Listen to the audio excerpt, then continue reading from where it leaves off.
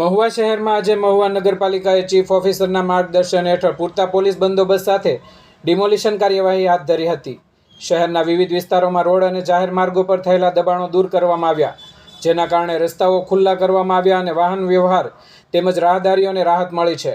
નગરપાલિકા તરફથી જણાવવામાં આવ્યું છે કે શહેરમાં જ્યાં જ્યાં ગેરકાયદેસર દબાણો હશે ત્યાં આગામી દિવસોમાં પણ આવી કાર્યવાહી સતત ચાલુ રાખવામાં આવશે। નગરપાલિકાની આ કડક કાર્યવાહીના પગલે દબાણ કરનારાઓમાં ફફડાટનો માહોલ જોવા મળી રહ્યો છે।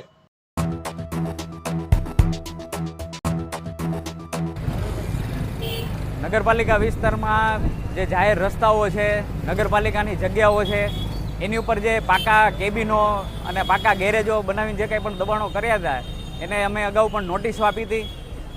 છેલ્લે પણ એક દિવસ 2 દિવસનો ટાઈમ આપીને ફરીથી પણ છેલ્લે 3 નોટિસો આપી, તેમ છતાં પણ દબાણો એ લોકોએ દૂર ન કરતા આજે નગરપાલિકા દ્વારા પૂરતો સ્ટાફ અને બંદોબસ્ત રાખી અને આ જે કંઈ પણ લોકોને ખરેખર નડતરરૂપ છે, રસ્તાઓ જે છે એ સાંકડા કરી દીધેલા છે, એને હટાવવાની કામગીરી આજે નગરપાલિકા દ્વારા કરવામાં આવી રહી છે।